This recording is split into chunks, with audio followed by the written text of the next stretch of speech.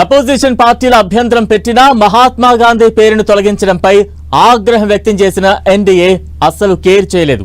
మహాత్మా గాంధీ గ్రామీణ ఉపాధి హామీ పథకం పేరు మార్చేసింది. అలానే స్కీమ్లో కీలకమైన నిధుల వాటాను కూడా మార్చుతూ కొత్త విబిఆర్జీఆర్ బిల్లుకు ఆమోదం తెలిపింది. దీంతో ప్రతిపక్షాలు సభలో ఎంత రాద్ధాంతం చేసినా ప్రయోజనం లేకుండా పోయింది.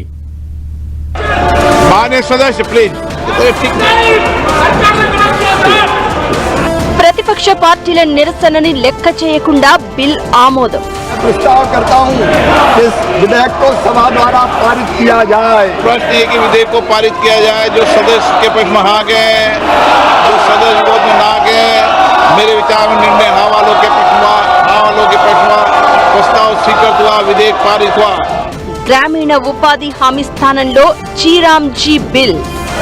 मैं प्रार्थना करना चाहता हूँ, है अपना हिंदुस्तान कहाँ, वो बसा हमारे गांव में। ये बिल गांव के विकास का बिल।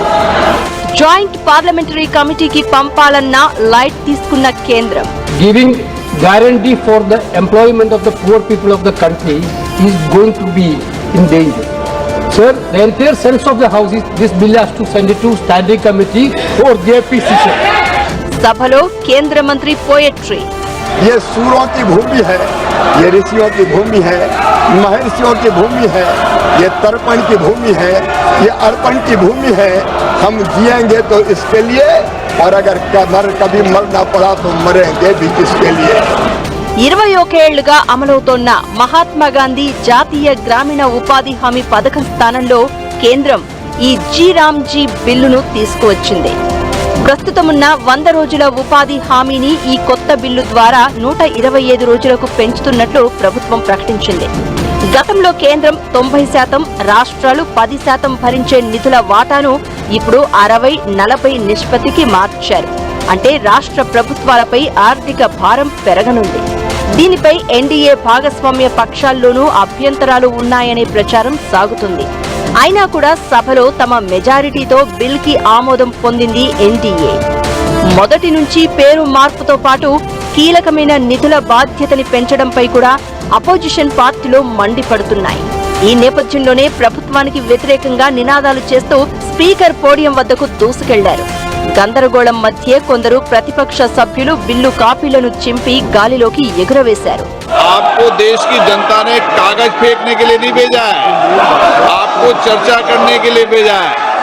ये संसदीय परंपराओं के अनुरूप भी नहीं है और भारत के लोकतंत्र के अनुरूप भी नहीं है। అలానే సభలో ప్రియాంక గాంధీ, కేంద్ర మంత్రి శివరాజ్ సింగ్ చౌహాన్ మధ్య వాగ్వాదం చోటు చేసుకుంది.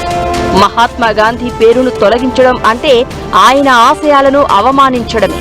ఈ కొత్త బిల్లు వల్ల రాష్ట్రాలపై భారం పడి పేదలకు ఉపాధి దూరమయ్యే ప్రమాదం ఉందని ప్రియాంక చెప్తే, గాంధీ పేరుని కాంగ్రెస్ వాడుకుందే తప్ప అసలు రైతులు, కార్మికుల కోసం పనిచేసేది తామే అని, అందుకే పని దినాల సంఖ్య పెంచినట్టు చెప్పారు.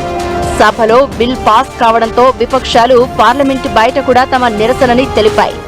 मुश्किल से मुश्किल परिस्थितियों में सहारा रहता है। मैंने पहले भी कहा, जैसे दूर से दिख जाता है कि मनरेगा का कौन है श्रमिक, तो ये एकदम श्रमिकों के खिलाफ है, मजदूरों के खिलाफ है, गरीबों के खिलाफ है, और इसका हम सख्त से सख्त विरोध करेंगे.